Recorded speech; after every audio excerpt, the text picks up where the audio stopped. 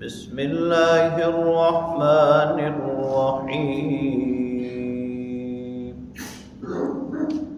وَإِذْ قَتَلْتُمْ نَفْسًا فَادَّارَأْتُمْ فِيهَا وَاللَّهُ مُخْرِجٌ مَا كُنْتُمْ تَكْتُمُونَ فَقُلْنَا اضْرِبُوهُ بِبَعْضِهَا كَذَلِكَ يُحْيِي اللَّهُ الْمَوْتَى وَيُرِيكُمْ آيَاتِهِ لَعَلَّكُمْ تَعْقِلُونَ ثُمَّ قَسَتْ قُلُوبُكُمْ مِنْ بَعْدِ ذَلِكَ فَهِيَ كَالْحِجَارَةِ أَوْ أَشَدُّ قَسْوَةً وَإِنَّ مِنَ الْحِجَارَةِ لَمَا يَتَفَجَّرُ مِنْهُ الْأَنْهَارُ وَإِنَّ مِنْهَا لَمَا يَشَّقَّقُ فَيَخْرُجُ مِنْهُ الْمَاءُ وَإِنَّ مِنْهَا لَمَا يَهْبِطُ مِنْ خَشْيَةِ اللَّهِ وَمَا اللَّهُ بِغَافِلٍ عَمَّا تَعْمَلُونَ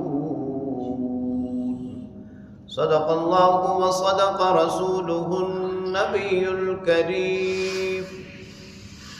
سورہ بقرہ کی آیت نمبر 72 تا 74 کی تلاوت آپ نے سماعت کی۔ ترجمہ سماعت فرمائیں۔ وَإِذْ قَتَلْتُمْ نَفْسًا فَادَّارَأْتُمْ فِيهَا، اس وقت کو یاد کرو جب تم نے ایک جان کو قتل کیا اور پھر اس کا الزام ایک دوسرے پر ڈالنے لگے۔ وَاللَّهُ مُخْرِجٌ مَا كُنْتُمْ تَكْتُمُونَ، جس بات کو تم چھپا رہے تھے اللہ اس کو ظاہر کرنے والا تھا۔ فَقُلْنَا اضْرِبُوهُ بِبَعْضِهَا، بس ہم نے حکم دیا کہ میت کو گائے کے گوشت کے بعض حصے کے ساتھ لگایا جائے۔ كَذَلِكَ يُحْيِي اللَّهُ الْمَوْتَى، اسی طرح اللہ زندہ فرمائیں گے مردوں کو۔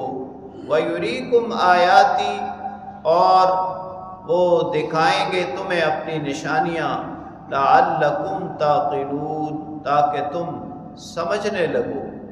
ثُمَّ قَسَتْ قُلُوبُكُمْ مِنْ بَعْدِ ذَلِكَ، تمہارے دل اس کے بعد سخت ہو گئے۔ فَهِيَ كَالْحِجَارَةِ، پتھروں کی طرح۔ او اشد قسوہ، یا اس سے بھی زیادہ سخت۔ وَإِنَّ مِنَ الْحِجَارَةِ لَمَا يَتَفَجَّرُ مِنْهُ الْأَنْهَارُ، بے شک کچھ پتھر بھی ایسے ہیں جن سے نہریں جاری ہوئیں۔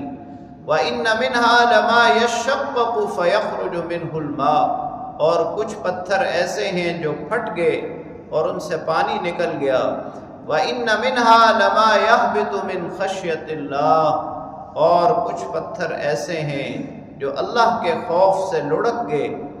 وَمَا اللَّهُ بِغَافِلٍ عَمَّا تَعْمَلُونَ، جو کچھ تم کرتے ہو اللہ اس سے غافل نہیں ہے۔ گزشتہ آیات میں بنی اسرائیل میں ہونے والے قتل کے قاتل کا سراغ لگانے کا طریقہ اور حکم بیان ہوا تھا۔ حضرت موسیٰ علیہ السلام کی دعا پر اللہ تعالیٰ نے یہ حکم دیا کہ گائے ذبح کرو اور اس کے گوشت کا ٹکڑا میت کے ساتھ لگاؤ۔ اسی قتل کا واقعہ آج کی آیات میں بیان کیا جا رہا ہے۔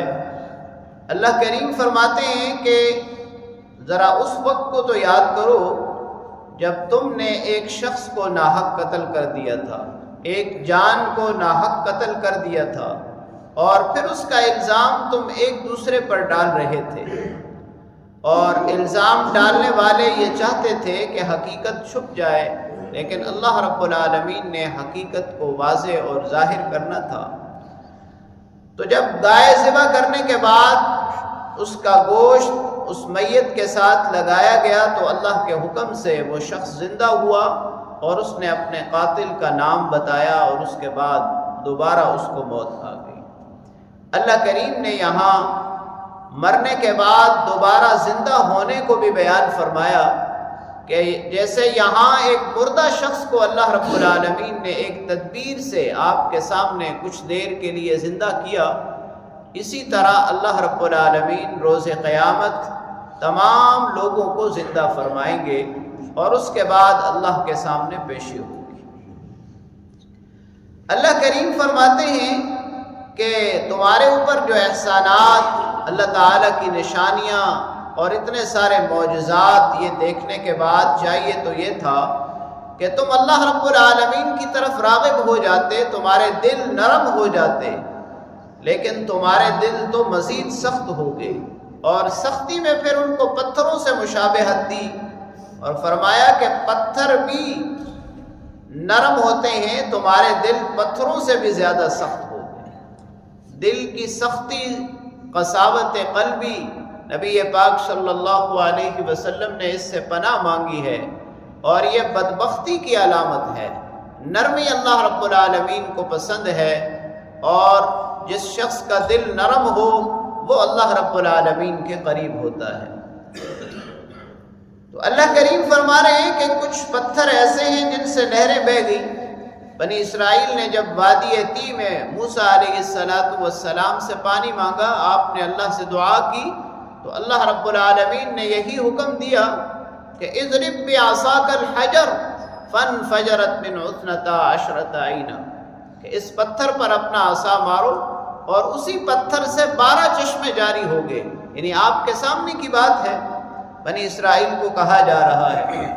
اور اسی طرح کچھ پتھر وہ ہیں کہ جو پھٹ جاتے ہیں اللہ کے ڈر سے، اللہ کے خوف سے، اور اس سے پانی نکلنے لگتا ہے، اگرچہ نہریں نہیں بہتی لیکن پانی نکلنے لگتا ہے۔ اور کچھ پتھر ایسے ہیں کہ جو اللہ کی خشیت، اللہ کی ہیبت، اللہ کی خوف کی وجہ سے اپنی جگہ چھوڑ دیتے ہیں، لڑک جاتے ہیں۔ لیکن تمہاری سختی، تمہارے دلوں کی سختی جو ہے وہ پھر بھی برقرار رہی۔ آخر میں اللہ کریم فرما رہے ہیں کہ یاد رکھیں جو کچھ تم کر رہے ہو سب اللہ کے سامنے ہے، اللہ رب العالمین بخوبی اس کو دیکھ رہے ہیں، اللہ رب العالمین تمہارے اعمال سے غافل نہیں ہے۔ اللہ کریم سے دعا ہے اللہ رب العالمین ہمیں بھی قساوت قلبی سے، دلوں کی سختی سے نجات عطا فرمائے، اور نرمی، رفق اللہ رب العالمین ہمیں نصیب فرمائے۔